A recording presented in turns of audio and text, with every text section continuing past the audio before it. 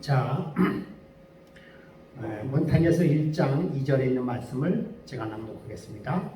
주께서 유다 왕 여호야김과 하나님의 전 그릇 얼마를 그의 손에 넘기시매 그가 그것을 가지고 신할 땅 자기 신들의 신전에 가져다가 그 신들의 보물의 창고에 두었더라 라고 하는 말씀인 것입니다. 하나님께서 이스라엘 백성들에게 고난을 허락하셨다라고 지난번에 말씀을 드렸죠. 그것은 인류를 사랑하는 하나님의 섭리가 그 안에 있었다라고 말씀을 드렸습니다. 자, 오늘 시간에는요, 우리가 다니엘서를 공부하면서 반드시 알아야 될 그 배경이 있어요. 그것은 뭔가 하면 말씀하신 대로 같이 바벨론의 종교의 기원과 특성에 대해서 좀 알아야 되는데요. 그 바벨론의 기원이 무엇인가를 오늘 좀 살펴보겠는데요. 바벨론과 유다의 갈등은 정치적, 군사적 사건을 넘어서 종교적인 대립이었습니다. 그러니까 하나님의 성전 대 신할 땅의 신전의 대립이었습니다. 그 대립의 근거가 무엇인가? 그것은 루스벨의 반역이라고 하는 것입니다. 여러분 이사야 13장부터 14장 13절부터 14절에 보면 누구에 관한 이야기가 나오죠? 네, 루스벨에 대한 이야기가 나옵니다. 루스벨. 내가 내 마음에 이르기를 내가 하늘에 올라 하나님의 묵별 위에 내 자리를 높이리라. 내가 북극 지폐 산 위에 앉으리라. 자, 여러분 루스벨은 어떠한 존재인지 잘 아시죠? 루스벨은 하나님께서 지으신 피조물 중에서 가장 으뜸 위에 있다라고 볼 수가 있어요. 그는 그 으뜸 위에 있다라고 하는 것은 여러 가지 지위적인 면도 있고 은혜적인 면도 있는 것이죠. 그는 얼마나 높은 자리에 앉아 있었는가 하면 북극 지폐 산 있다 같이 있다라는 것입니다. 그래서 14절에 보니까 가장 높은 구름에 올라 지극히 높은 자와 같아지리라 하는도다. 자, 이 루스벨이 가지고 있는 생각은 무슨 생각이었는가 하면 루스벨은 누구의 자리를 탐했다고 하는 것입니까? 예, 하나님의 자리를 탐했다라고 하는 것입니다. 그래서 하나님께서 이렇게 그런 얘기를 또 에스겔 28장에 또 이렇게 말씀하고 있습니다. 내가 아름다움으로 마음이 교만하여 또 내가 영화로움으로 내 지혜를 더럽혔으며 라고 얘기했습니다. 루스벨은 아름다운 마음을 가졌다라고 얘기하고 있어요. 참 이상하죠? 또 내가 영화로움으로 내 지혜를 더럽혔다. 아니 아름다운 마음을 가졌으면 더 하나님을 높이고 하나님을 섬기고 그렇게 지내야 되는 건 아니겠습니까? 또 그가 영화로운 자리에 있으면 마음에 겸손히 하나님께 경배 드리고 하나님을 찬양하고 그렇게 지냈어야 되는 것이 하나님께서 만드신 그 목적이었습니다. 그런데 그는 무슨 생각을 가지고 있는가 하면 아름다운 마음을 가졌기 때문에 그가 뭐해졌다? 교만해졌다라고 하는 것이에요. 또 영화로웠기 때문에 내 지혜를 더럽혔다라고 이야기하고 있어요. 내가 너를 땅에 던져 왕들 앞에 두어 그들의 구경거리가 되게 하였도다 라고 말씀하고 있습니다. 그래서 그 사단이라고 하는 사단의 정신은 뭔가 하면 높고자 하는 마음, 즉 그것은 무슨 마음이에요? 교만한 마음을 가졌다라고 하는 것입니다. 참 여러분 이것은요 우리가 좀 생각해 볼 문제가 되겠어요. 반드시 사람이 높은 지위를 갖고 또 배운 것이 많고 또 은혜가 충만하다고 해서 반드시 하나님을 잘 섬긴다라고 볼 수 없다고 하는 것이에요. 그러니까 이것은요 우리에게 대단한 것을 시사하고 있습니다. 여러분 우리가 알고 있는 그 이교, 그러니까 이단들의 수단을 보면 그들은요 여러분도 아시다시피 사실은 그들은 굉장히 영적인 사람이었습니다. 그리고 그들은 굉장히 학식과 성경적 지식과 그리고 많은 사람들을 은혜 가운데 이끌 수 있는 능력을 가졌던 사람들입니다. 그런데 거기에서 끝났으면 참 좋겠는데 거기서 끝나는 것이 아니라 그것을 배경으로 해서 그가 또 다른 욕심을 취하게 되는 것이에요. 많은 그런 문제가 드러나는 것을 우리는 볼 수가 있습니다. 박사님도 사실은 여러분께서 아시다시피 굉장히 영적인 사람인 것은 분명합니다. 정말요. 또 그분이 누구보다도 많은 걸 깨달았던 것 분명합니다. 그런데 안타깝게도 마침내 불의가 드러났다는 하는 것이에요. 사단의 정신하고 똑같아요. 그러므로 여러분 우리는 모든 피조물은 하나님 앞에 겸손과 순종의 마음을 갖고 있지 않으면 안 되는 것입니다. 사단의 정신은 뭔가 하면 하나님의 모든 피조물과 애정과 충절을 받을 만한 최고의 분으로 삼는 대신에 사실은 그러니까 하나님을 모든 피조물의 애정과 충절을 받을 만한 최고의 분으로 삼아야 되는 것이에요. 그것이 피조물이 가져야 될 성품, 목표, 그런 것이에요. 아니 그러면 이렇게 생각하시지 아니 하나님께서 그러면은 모든 피조물은 하나님을 섬기게끔, 그러니까 당연히 섬기게끔 그렇게 창조하지 않았나 그렇게 생각할 수도 있는데요. 근데 그 섬김이 그냥 강압적인 섬김이 아니라 자발적인 마음에 우러나는 섬김이라고 하는 것입니다. 아시겠어요? 그런 마음을 갖게 만들었다고 하는 것이에요. 무한하신 아버지께서 아들에게 부여하신 영광을 탐내고 창조주의 지혜와, 여러분 보세요. 창조주의 지혜, 이걸 한번 귀담아 들으시기 바랍니다. 사랑을 비난하는 것은 천사장, 즉 루스벨의 목적이 되었다라고 하는 것입니다. 그래서 첫 번째, 하늘에서 전쟁이 일어났어요. 그는 하나님의 최상권에 도전을 하고 주권을 훼손했으며 그런 결과 그의 사자들과 함께 하늘에서 추방하게 됩니다.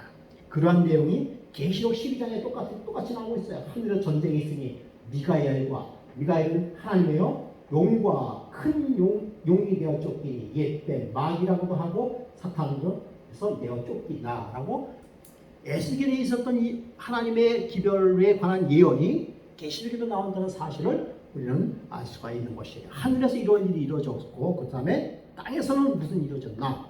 큰 용이 땅으로 내어 쫓기니 사탄이요. 옛 뱀이라고 얘기했죠. 이 뱀이 누구를 죄를 범하게 만들었습니까? 아담과 하와를 범하게 만들고 장차는 이 마귀가 자기 때가 얼마 남지 않은 줄 알므로 분내어 너희에게 내려갔습니다. 이 너희에게 내려갔습니다라고 하는 것은 곧 마지막에 마지막 시대를 살고 있는 너희에게 내려갔다라고 하는 하나님의 말씀인 것이죠. 그러니까 사단의 큰 그 역할을 좀 보면서 그 다음에 아주 큰 역할 중에 하나가 세 번째 뭔가 바벨탑 사건이에요. 바벨탑 사건은 니무르스라고 하는 아주 영권이 있었습니다. 그는 노아의 증손이었어요. 노아는 어떤 사람이었다고요? 하나님의 은혜를 입은 사람입니다. 그러니 그의 자식 교육 잘 시켰을 거 아니에요. 그런데 한 대, 두 대, 3대가 못 가서 아주 폭군이며 하나님을 대적하는 한 인물이 나타났는데 그가 바로 니무르스였습니다. 그는 뭐라고 주장했는가 하면 행복은 하나님을 섬기는 것이 아니다 라고 주장했습니다. 그래서 그는 군주국가를 건설했어요. 여러분 여기서 군주국가를 건설했다라고 하는 것은 뭔가 하면 하나의 강력한 힘을 가지고 여러 한 단체를 하나로 뭉쳐서 다 다스리겠다는 것이 군주국가입니다. 그래서 그렇게 하기 이유는 뭔가 하면요, 집단적으로 하나님을 대적하기 위하여 그렇게 했다라고 하는 것이 집단적으로. 그래서 여러분 오늘날 우리가 종교 단합운동이 있지 않습니까? 종교 단합운동. 그것이 종교 탄압이 뭐 그렇게 나쁜가라고 생각할 수 있어요. 서로 잘 믿자는 것인데 서로 종교를 인정하고, 그래서 상대방의 종교도 인정하고 내 종교도 인정하면서 우리 서로같이 이렇게 평화스럽게 하나로 뭉치자. 뭐 이러한 아주 누가 보기에는 첫 보면 굉장히 아주 합리적이고 평화적인 것 같이 보입니다. 그러나 그것은 나중에 그것은 사탄의 정신이었어요. 예, 군주국가 건설, 군주국가라는 말은 하지 않습니다. 그런 형태는 그 밑바탕은 그런 거에 대해서 집단적으로 하나님을 대적하기 위한 하나의 방법이었다는 사실을 과거를 통해서 알 수 있는 것입니다. 사람들은 하나님을 모독하고 경멸하도록 선동하는 사람은 니무롯이었다. 그는 하나님 때문이 아니라 자신이 마련한 수단에 의하여 행복해질 수 있다고 설득했다. 이것이 자신이 마련한 수단에 의하여 행복해질 수 있다라고 설득했다. 여러분 이것이 여러분 모든 사람들의 귀에 솔깃했을까요? 예, 솔깃했습니다. 그곳에 가야 행복한 것 같아요. 여러분 앞으로 이러한 일들이 종종 일어날 것이에요. 여러분 이 자신이 마련한 수단에 의해 행복할 수 있다라는 말씀을 또 귀담아 들으시기 바랍니다. 그 다음에 신바벨론, 이제 우리가 배우는 바로 다니엘서에 나와 있는 그 바벨론인 것이에요. 이 바벨론은 신전 고탑이라고 해서 아주 크다운 탑이 있어요. 그것은 마르독의 신전인데 그 마르독은 어떠한 존재인가 하면 식물과 동물을 창조했다라고 얘기해요. 여러분 식물과 동물을 창조하신 분은 누구시죠? 하나님이시죠. 그런데 마르독이 창조했다라고 이야기하고 있어요. 그리고요 티그리스 강과 유브라테스 강을 만들고 사람을 살게 했다라고 주장해요. 여러분 유브라테스 강과 티그리스 강 그 강을 만드신 분은 누구죠? 하나님이에요. 그리고 거기에 동물과 식물과 과일과 각종 채소를 만드시고 사람을 거하게 하신 분이 누구라고요? 하나님이세요. 그런데 마르독이 그렇게 했다라고 이야기하고 있습니다. 창조주이신 예수 그리스도의 신분과 직권을 모방한 루스벨의 참남된 모습이 마르독 신전에서 나타난 것이에요. 그래서 그걸 벨이라고 얘기하고 주라고 얘기하고 바알로 이야기도 한다는 것입니다. 루스벨의 속성을 그대로 가지고 있는 것이 신바벨론이었습니다. 좀 더 살펴보면요, 바알, 마르독 신전은 에사길라라는 하는 신전을 가지고 있는데요. 여러분 예루살렘에 성전이 있죠, 그렇죠? 그 성전과 비슷한 것이 에사길라 신전이에요. 그것은요 솔로몬 성전하고 아주 비슷하게 만들었어요. 지성소와 그 다음에 성소로 나눠져 있습니다. 외부 모양도 예루살렘 성전과 아주 유사하고요. 거기에는 시원저와 진설병도 있고요. 다 있어요. 한 가지 다른 것은 신전 고탑이 높은 탑이 그 앞에 있다라고 하는 것입니다. 여러분 이 이야기는 그러면 이 에사길라 즉 마르독 신전은 어떤 것을 보고 만들었어요? 예, 예루살렘 신전을 본따서 그렇게 만들었습니다. 지난번에도 말씀을 드렸듯이요. 요즘에 우리가 드리고 있는 나오니까요. 그 이후에 여러분 미사제도는 천주교에서 사실 만든 게 아닙니다. 어디서 만들었어요? 바벨, 그러니까 마르둑 신을 숭배하는 그 과정에서 만든 것이 미사제도예요. 하늘의 참성소를 모방하고 참된 예배를 훼손함으로 말미암아 미사제도와 고해성사 이런 것들 바벨론 때부터 있었던 제도였어요. 그래서 여러분 바른 성소를 귀신의 처소로 만들어냈습니다. 참 이런 말 하기가 참 쉽지 않지만요. 불교, 유교, 천주교 이 모든 그 제사제도, 예배제도의 모든 근간이 어디서 나온지 아십니까? 바로 여기서 나왔어요. 여러분 여기에 주체가 됐다는 사실을 여러분 기억하시기 바랍니다. 고대 두 가지 종교제도가 있는데요. 고대는 아까도 말씀을 드렸듯이 예루살렘 중심으로 한 참예배와 그 다음에 바벨론, 에사길라를 중심으로 한 벨, 마르둑 두 개수로 나눌 수 있고, 현대는 참성소에 입각한 신앙의 예배와 귀신의 처소가 된 거짓 신앙으로 두 개로 나눌 수가 있습니다. 그래서요, 시대의 서망에 보면은 이방인들의 제사제도는 하나님께서 제정하신 제사제도를 그릇되게 고쳐놓은 것이다 하나님께 드린 제사를 그릇되이 고쳐놨다는 것이에요. 여러분 유교도 사실은 처음에 가족들이 모여서 누구에게 제사를 드렸다고요? 하나님께 제사를 드렸어요. 근데 그 하나님께 제사 드리고 살짝 어떻게 바뀌었어요? 조상이에요. 모든 게 똑같아요. 여러분 그 제단 만든 것도 제사상도 사실은 그 하나님께 예배 드리는 그런 제사랑 똑같은 것이에요. 하나님의 제정하신 제사 제도를 그릇되게 고쳤다. 이방 나라의 제사 제도를 신실히 지키는 많은 사람들이 히브리 사람들에게서 하나님의 제정하신 제사 제도의 참 뜻을 배우게 되고 믿음으로 구세주에 대한 환화를 굳게 붙잡았다. 이렇게 하기 위하여 다니엘과 그 세 친구들을 바벨론에 볼모로 잡혀가는 데 있으니 하나님께서 허락하셨다. 붙이신 이유가 바로 이 무엇이에요. 참 제사를 통하여 참 제사 제도를 통하여서 그릇된 제사들을 저거 잘못됐다고 그들이 뭐했다? 인정하고 배우게 되었다라고 하는 그 말이 되겠습니다. 넘어가고요. 그래서 사단의 첫째 목적은 무엇이 목적인가 하면 사단은 사람에게 하나님에 대한 지식을 숨기고 그들의 생각을 하나님의 성전에서 떠나게 함으로 자기의 왕국을 세우려고 한다. 이게 사단의 목적이에요.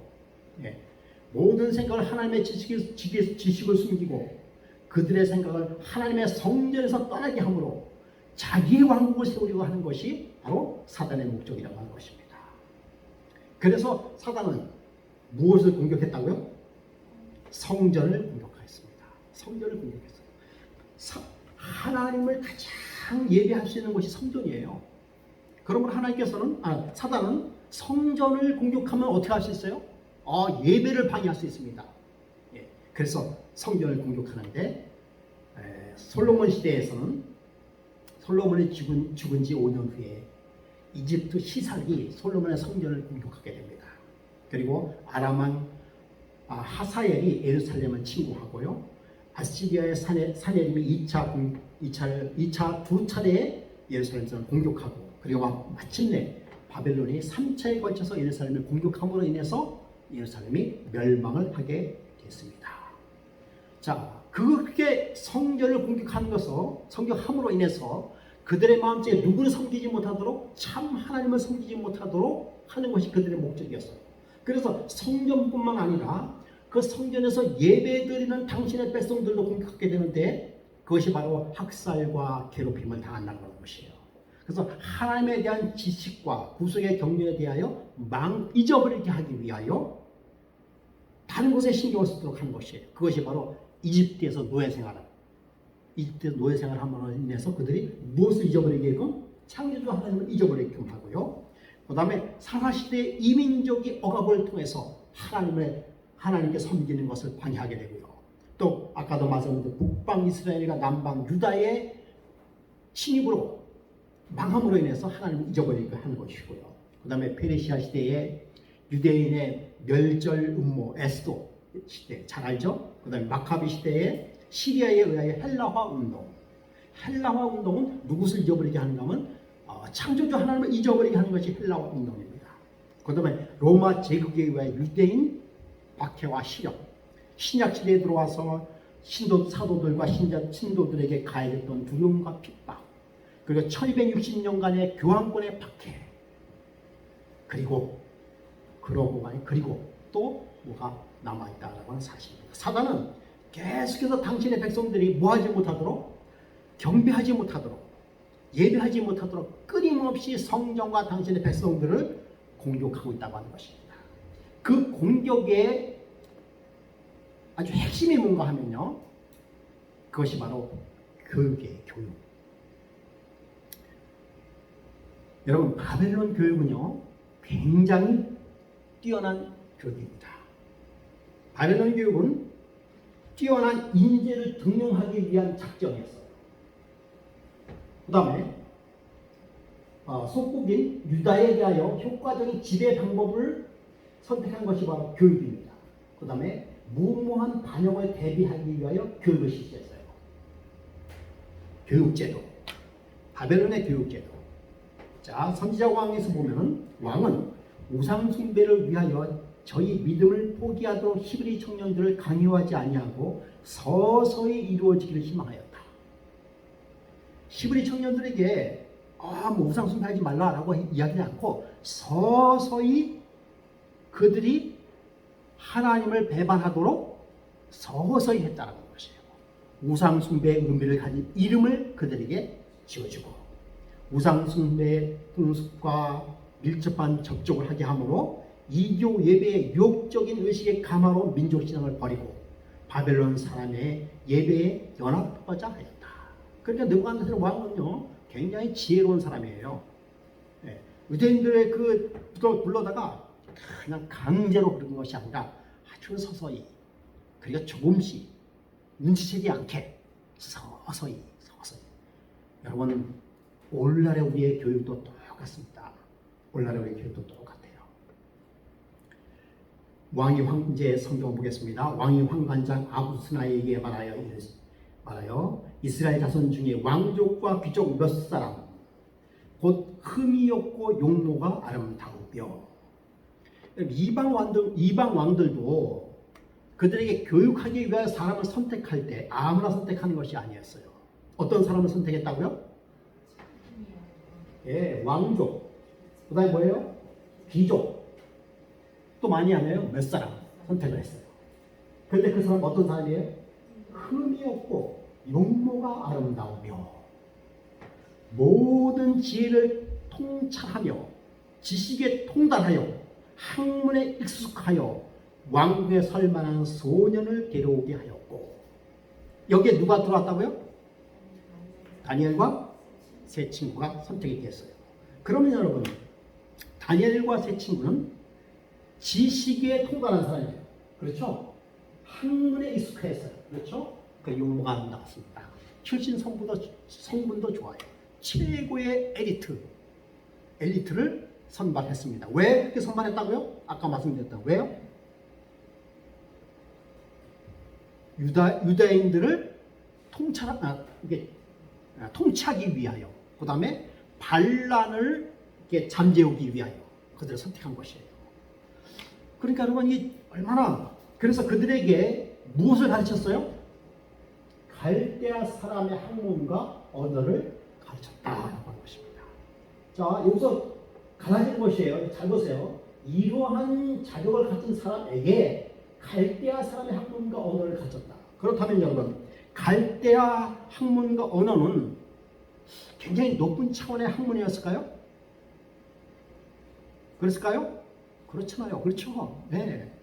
이미 이들은 이 지식과 학문에 통달하여 익숙하여 라고 하는 사람들은 이 사람 그때 당시에는요 두 가지 언어를 가지고 있었어요. 헬라어하고 히브리어하고 그다음에 헬라어. 그다음에 무슨 언어가 있었어요 그때 당시에? 다니엘 당시에. 네, 아람어가 있었어요. 아람어. 세 가지 언어가 있었습니다. 그러니까 적어도 이 소년들은 히브리어, 그 다음에 헬라어, 아람어에 능통한 사람이었어요. 그래야 갈대아 사람들은 아람어를 사용했습니다. 그러니까 적어도 이 언어에 통달하고 굉장히 이 학문이 높은 그런 사람이었다라고 하는 것이에요. 다니엘이 그런 사람이었다고 하는 것입니다. 그렇다면 갈대아 학문은 도대체 어떤 학문일까? 한번 살펴볼 것입니다. 또 왕이 지정하여 그들에게 왕의 음식과 그가 마시는 포도주에서 날마다 쓸 것을 주어 3년을 기리게 했으니 그 후에 그들은 왕 앞에 서게 될 것이로다. 자, 갈대아 학문, 교육을 통한 동화체. 여러분, 그들에게 갈대아 사람의 학문과 언어를 가르치겠다. 이 언어는 아람어라고 했죠. 여러분, 교육은 뭐다고요? 변화이다. 여러분 자식 교육시키는 이유가 뭔지 아세요? 자식 교육. 왜 그렇게 돈 들여서 피땀 흘려서 자식을 교육시킵니까? 왜 그럴까요? 변화하기 위하여. 변화되기 위하여. 좀 더 나은 사람으로 변화되기 위하여 교육하는 것입니다. 그럼 여러분들이 지금 우리가 자식을 위한 그런 교육 있잖아요. 교육 프로그램, 그런 교육이 잘 됐는가 안 됐는가 한번 살펴볼 필요가 있어요. 예, 잘 됐을까 안 됐을까. 참된 교육의 목적은, 여러분 참된 교육의 목적이 뭐라고 얘기했습니까? 왜 교육을 시키느냐? 교육의 목적이 뭐예요? 예, 하늘 백성을 만들기 위하여, 하나님의 백성으로 변화시키기 위하여 교육하는 것이 참된 교육의 목적이에요. 자, 이런 교육의 목적은 누가 이런 교육을 시켰다라고 하는 것입니까? 유대인들이, 유다 백성들이 이런 교육을 시켰다라고 하는 것입니다. 이것이 삼육교육의 목표인 것이에요. 예. 자, 교육하는 일과 구속하는 일은 결국의 의미에서 동일한 것이니 이는 교육하는 일도 구속하는 일과 마찬가지다. 보세요. 교육하는 일도 구속하는 일과 마찬가지다. 여러분, 그래서 여러분 우리가 이 시간에 설교 시간이기도 하지만 교육 시간이라도 볼 수 있어요. 여러분, 교육을 잘 시키는 단체가 어느 단체입니까? 예? 교육을 잘 시키는 단체. 예? 신천지. 최근에 신천지. 그럼 신천지는요, 일주일에 몇 번 시키는지 아세요? 몇 시간씩 몇 번? 한 번 가면 적어도 3시간이에요. 일주일에 제가 알기로는 3번이라고 알고 있어요. 그렇게 해서 몇 개월? 몇 개월이요? 6개월. 교육이 얼마나 철저한지 모릅니다. 그 교육을 우리는 따라갈 수가 없어요. 그렇게 6개월 정도 교육시키고 나오면 그 사람은 뭐 하지 않아요? 변하지 않아요. 야, 그렇게 교육해서 나오면은요, 예를 하나 들을까요?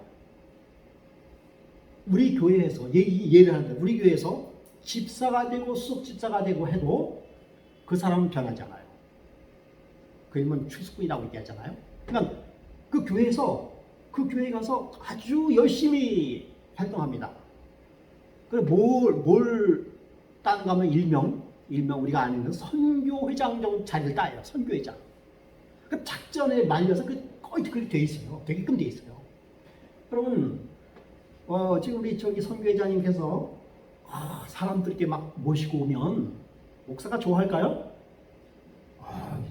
처음에 뭐 막 몰려오는 것이 아니라 아주 은연중에, 그러니까 이 스토리를 만들어서 아주 우연히 어떻게 길 가다가 만나가지고 친구들을 만나서 데려왔는데 그게 이미 짜여진 그런 거에 의하여. 그렇게 그것이 뭐 한 달, 2달 내에 이루어지는 것이 아니라 5년, 6년 그렇게 가도 그러다가 나중에는 어떻게 해요?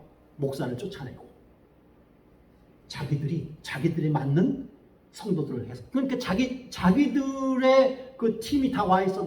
그래서 이 교회가 신천지 교회로 그냥 자연스럽게 넘어가게 돼 있어요. 그 교육에 속합니다. 얼마나, 그러니까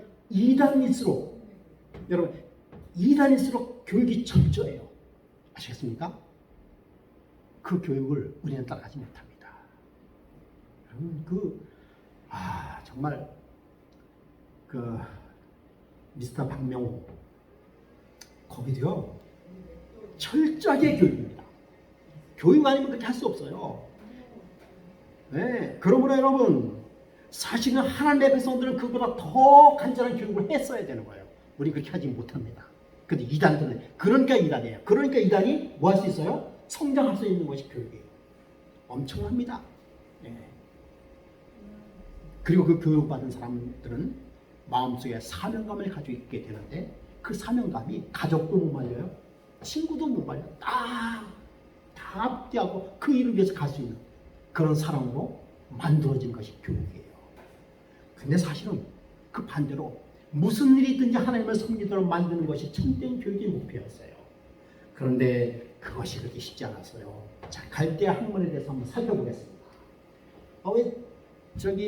여러분 이걸 알지 못하면 다니엘서 1장을 잘 이해 못합니다. 이해했어도 제대로 이해한 게 아니에요. 예, 여러분 갈대아 학문은 아까 사대의 방식이라고 했어요. 그죠? 갈대아인은 셈의 아들, 함셈 야벳 있죠? 셈의 아들 중에서 아람을 조상으로 하는 아람족에 속하는 칼두스 족속인데요. 예, 뭐 그건 그렇다고. 그다음에 갈대아 사람 중에는 뭔가 나포나살이 누구예요? 예? 누구 나살에? 누가 내 살에? 아버지요, 아버지. 예. 그 사람이 갈대아 사람이에요. 느부갓네살 역시 갈대아 사람이죠. 갈대아 사람은 지배 계급입니다. 제사장이 다 갈대아 사람이에요. 학자, 천문학자, 점성술사, 마술사 다 갈대아 사람이에요. 오늘날 이게 비유하면 좀 이게 합당한 비유인지 모르지만 어쨌든 간에 근데 그들이 무엇을 배웠느냐? 무엇을 배웠냐? 보세요. 학문, 문학, 과학, 수학, 철학, 천문학, 점성술. 과학도 들어갔겠죠. 그죠? 과학은 아주 기본입니다. 예. 여러분, 지금 문학, 과학, 수학, 철학, 천문학, 지금 우리 자녀들이 배우고 있는 것들의 모든 기초가 여기서 나왔어요. 아시겠어요? 과학, 수학, 철학, 여기 다 나왔대요. 근본이 갈대아 학문이에요. 여러분, 이 학문이 얼마나 깊고 심오한지.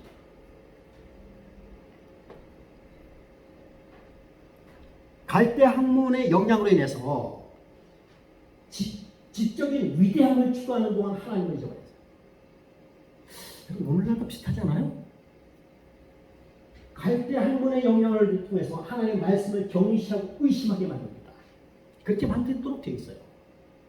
여호와를 경외하며 지식의 근본임을 망각하게 됩니다. 왜냐하면 지식이 따라 사니까 세상의 지혜를 따라 살게끔 만드는 것이 갈대아 학문이에요. 갈대아 학문이 오늘날 우리의 대학 과정의 70~80%가 갈대아 학문입니다. 그대로 다 왔던 것이에요. 여러분, 피타고라스 정리라든지 이거 다 이때 만들어졌어요. 여러분, 그리고 4년제 대학 있잖아요. 4년제. 4년이라는 것이 뭐에 근거로 나온지 아세요? 왜 4년이에요? 5년이면 어떻고 3년이면 어때요? 꼭 4년이었을까? 왜 그런지 아세요? 왜 그런지 저도 잘 모르지만 갈대아 학문 제도가 4년제예요. 4년 끝나는 제도가 그러니까 오늘날 대학 4년제 제도가 여기서 나왔어요. 아시겠어요? 네. 왜 4년인지 몰라요. 지금도 왜 4년 공부해야 되는지 몰라요. 그냥 여기서 나왔습니다.